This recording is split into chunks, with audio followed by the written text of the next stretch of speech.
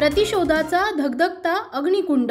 मोहफूल व्यवसाय येथील देशी दारूच्या बेकायदेशीर निर्मितीवर प्रश्नचिन्ह नेहमीच राहिलेले आहे। हा प्रश्न नेहमीच प्रश्नच राहावा म्हणून सरकार सुद्धा याच्याकडे दुर्लक्ष करत असल्याचं दिसून येत आहे। कारण या गोरखधंद्याच्या आड सर्वांचा फायदा होत आहे। प्रशासनाच्या अधिकाऱ्यांच्या आणि व्यापाऱ्यांच्या सुद्धा प्रत्येकाला टॅक्स चोरी करून शासनाचे नुकसान करायचं आहे। कारण नियमाची आड आणि भ्रष्टाचाराचे झाड तो मोहफुलाच्या आडमध्ये पैसे देत आहे। दिसायला अत्यंत पारदर्शक दिसणाऱ्या मोहफुलाच्या व्यवसायाच्या आडमध्ये करोडो रुपयांचे टॅक्स चोरी होत आहे। या सर्व प्रकरणाकडे स्थानिक उत्पादन शुल्क विभागाचे अधिकारी जाणून बुजून नेतृत्व कर्तव्यात कसूर आणि दुर्लक्ष करत आहेत। कारण चर्चा आहे की त्यांना या कर चोरीकडे दुर्लक्ष करण्याच्या बद्दल विशेष असे काही रक्कम दिली जात आहे। ही रक्कम किती, ही रक्कम कोण घेतो आणि कोण देतो? सर्व बेकायदेशीर असेल तर मग हे पैसे कसले? स्थानिक उत्पादन शुल्क अधिकाऱ्यांचे करोडो रुपयांची बेनामी संपत्तीचे स्रोत काय?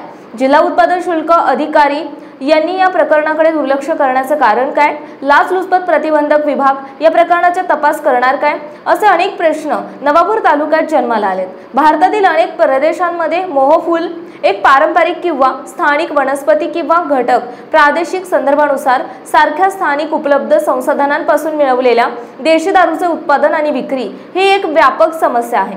जरी ही प्रथा सांस्कृतिक परंपरांमध्ये रुजलेली आहे आणि अनेक समुदायांसाठी अल्कोहोलचा परवडणारा स्रोत म्हणून काम करते, तरी ती महत्त्वपूर्ण सामाजिक, आरोग्य आणि कायदेशीर समस्यांना देखील कारणीभूत ठरते।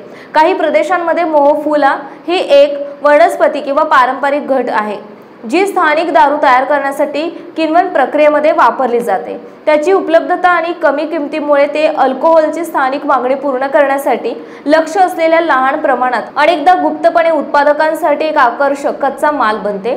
उत्पादन प्रक्रियेची साधेपणा कमीत कमी संसाधने असलेल्या व्यक्तींना कायदेशीर नियम आणि कर आकारणीला मागे टाकून या बेकायदेशीर व्यापारात सहभागी होण्यास अनुमती देते। देशी दारूच्या बेकायदेशीर उत्पादनात अनेक अनधिकृत पावले उचलली जातात, जी बहुतेकदा स्वच्छता विषयक परिस्थिती आणि सुरक्षितता मानकांचा अभाव असलेल्या अनियंत्रित वातावरणात केली जातात। हे गुप्त ऑपरेशन सामान्यतः अधिकाऱ्यांपासून लपवून ठेवले जातात, जेणेकरून ते शोधले जाऊ शकत नाहीत आणि कायदेशीर कारवाई केली जाऊ शकत नाही।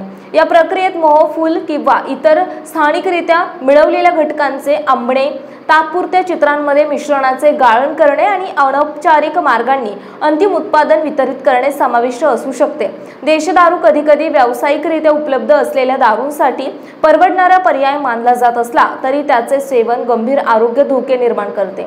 बेकायदेशीर उत्पादित दारूमध्ये अनेकदा हानिकारक अशुद्धता, विषारी पदार्थ आणि भेसळ असतात, ज्यामुळे तीव्र विषबाधा, दीर्घकालीन आरोग्य समस्या आणि मृत्यू देखील होऊ शकतो। शिवाय त्याचे सेवन कौटुंबिक विघटन, हिंसाचार आणि गुन्हेगारी कारवाया यांसारख्या सामाजिक समस्यांच्या वाढत्या घटनांशी जोडलेले आहे। गुणवत्ता नियंत्रित करण्यासाठी, बेकायदेशीर क्रियाकलाप रोखण्यासाठी आणि महसूल मिळवण्यासाठी सरकार अल्कोहोलचे उत्पादन आणि विक्री नियंत्रित करते। तथापि मोहफुलामधून देशी दारू गाळण्याचा बेकायदेशीर व्यवसाय या प्रयत्नांना कमकुवत करतो। हे कर चुकवते, सरकारला महसुलापासून वंचित ठेवते आणि परवानाधारक उत्पादकांसाठी अन्यायी स्पर्धा निर्माण करते। शिवाय बेकायदेशीर आस्थापने बहुतेकदा संघटित गुन्हेगारी, भ्रष्टाचार आणि हिंसाचारी संबंधित असतात। मोहफुलापासून देशी दारू तयार करण्याचा गुप्त व्यवसाय कायदा अंमलबजावणी, सार्वजनिक आरोग्य आणि सामाजिक कल्याणकारी एक महत्त्वाचं आव्हान आहे। या समस्येचे निराकरण करण्यासाठी व्यापक दृष्टिकोन आवश्यक आहे, ज्यामध्ये अल्कोहोल कायद्यांची कठोर अंमलबजावणी, आरोग्य धोक्यांबद्दल जागरूकता वाढवणे, सुरक्षित आर्थिक संधी प्रदान करणे आणि स्थानिक समुदायांना दुर्लक्षित न करता सुरक्षितता सुनिश्चित करण्यासाठी पारंपरिक मद्य निर्मिती पद्धतींचे नियमन करणे समाविष्ट आहे। केवळ समन्वित प्रयत्नांद्वारे सार्वजनिक आरोग्याचे रक्षण करण्यासाठी आणि कायदेशीर आणि शाश्वत उपजीविकेला प्रोत्साहन देण्यासाठी या समस्या प्रधान प्रथेला आळा घालता येईल। जनहक्क न्यूजसाठी कार्यकारी संपादक अमीन शेख। आपल्या परिसरातील महत्त्वाच्या बातम्या पाहण्यासाठी जनहक्क न्यूज चॅनलला यूट्यूबवर सबस्क्राइब करा आणि बेल आयकॉन प्रेस करा।